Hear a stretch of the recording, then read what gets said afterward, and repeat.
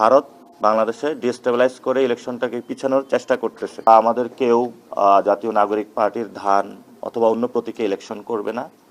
আমাদের যদি কারোর সাথে আসন সমঝোতা হয় অথবা আলোচনাও যদি হয়, সেটাতে আমরা শাপলাকলিতে ইলেকশন করব। ফেব্রুয়ারির 12তে যে ইলেকশনের ডেট ঘোষণা হয়েছে সে তারিখে যাতে ইলেকশনটা আমরা সম্পূর্ণ করতে পারি এবং নির্বাচন কমিশনের এই ব্যাপারে কি পদক্ষেপ আছে সে বিষয়ে আমরা জানতে চেয়েছি। গণভোট নিয়ে আমরা এই পর্যন্ত নির্বাচন কমিশন থেকে কোনো ভিজিবিলিটি জায়গা দেখি নাই। 3 তারিখে আরেকটি দল সমাবেশের ডাক দিয়েছে সার্বিক বিবেচনায়।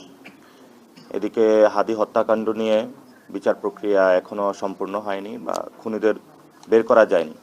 তো দেশের যে অস্থিতিশীল অবস্থা রয়েছে সেখান থেকে আমরা তাদেরকে বলেছি যে 12 তারিখেই ফেব্রুয়ারির 12তে যে ইলেকশনের ডেট ঘোষণা হয়েছে সে তারিখে যাতে ইলেকশনটা আমরা সম্পূর্ণ করতে পারি এবং নির্বাচন কমিশনের এই ব্যাপারে কি পদক্ষেপ আছে সে বিষয়ে আমরা জানতে চেয়েছি।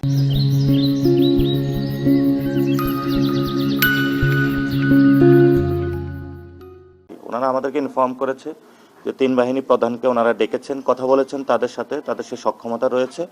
তারা আগামী ফেব্রুয়ারি 12 তারিখে ইলেকশনটা আয়োজন করতে চাচ্ছেন। আমরা জাতীয় নাগরিক পার্টির পক্ষ থেকে বলেছি যাতে এই ঘোষিত ডেট যেটা আছে এটার পরবর্তীতে যাতে ডেট না পিছায়, যাতে ইলেকশনটা যথাসময়ে অনুষ্ঠিত হয়। কারণ আওয়ামী লীগ বিভিন্ন ওয়েতে এবং ভারত বাংলাদেশে ডিস্টেবিলাইজ করে ইলেকশনটাকে পিছানোর চেষ্টা করতেছে।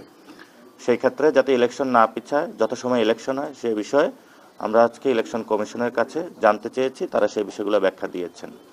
দ্বিতীয় একটি বিষয় হলো, আজকে আমাদের কয়েকটি দেশ আমাদেরকে ফোন করেছিল যে প্রবাসী যে ভোটার নিবন্ধন সেখানে তারা কিছু জটিলতা, টেকনিক্যাল প্রবলেম ফেস করতেছে।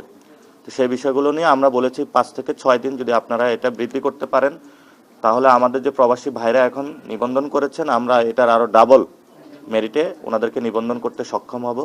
ওনারা এটা আশ্বাস দিয়েছেন, ওনারা এটা বাড়ানোর চিন্তা ভাবনা করছেন। এই বিষয়গুলো নিয়ে আমাদের আলোচনা হয়েছে। আর গণভোট নিয়ে আমরা এই পর্যন্ত নির্বাচন কমিশন থেকে কোনো ভিজিবিলিটি জায়গা দেখি নাই। ওনারা বলেছেন এটা নিয়ে তথ্য মন্ত্রণালয় এবং অন্যান্য যে সংশ্লিষ্ট মন্ত্রণালয় আছে তারা কাজ করছেন। বাট এই পর্যন্ত তারা 10টি ট্রাকের মধ্যে ভোটের গাড়ির একটি উদ্বোধন করেছেন। কিন্তু জনগণ, আমরা যখন ক্যাম্পেইনে গিয়েছি তাদের সাথে কথা বলেছি গণভোট নিয়ে, তাদের এই পর্যন্ত নির্বাচন কমিশন থেকে তারা কোনো জনসচেতনতামূলক কাজ পায়। ফলত আমরা তাদেরকে বলেছি এই নির্বাচনে যেমন জাতীয় সংসদ নির্বাচন, পার্লামেন্টারি ইলেকশন গুরুত্বপূর্ণ, সাথে সাথে সংস্কারের এই গণভোটে জিতিয়ে আনা এটাও গুরুত্বপূর্ণ, যাতে বাংলাদেশে একটি সাস্টেনেবল জায়গায় যেতে পারে। আমরা ইতিমধ্যে দেখতে পেয়েছি একটি দলের পক্ষ থেকে না ক্যাম্পেইনের কর্মসূচি চালু হয়েছে।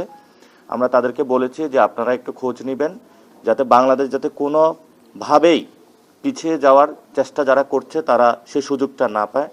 আমরা আজকে জনগণের কাছে আহ্বান জানাচ্ছি যে আপনারা গণভোটে হায়ের পক্ষে থাকবেন যাতে আমরা একটি সুন্দর বাংলাদেশ দেখতে পারি এবং সংস্কারটা বাস্তবায়ন করতে পারি। যে প্রথমত হলো, আপনারা দেখেছেন যে হাদি যে হত্যাকাণ্ডটা, সেখানে আওয়ামী লীগের অনেক সংশ্লিষ্ট, যার নাম এসেছে সোহেল, এবং তারা চাচ্ছে যাতে এই ইলেকশনটা যদি পিছিয়ে দেওয়া যায়, বাংলাদেশ ডিস্টেবিলাইজ হয়, তখন তারা বিশ্ববাসীকে দেখাবে যে বাংলাদেশ একটা বিশৃঙ্খল পরিস্থিতিতে রয়েছে।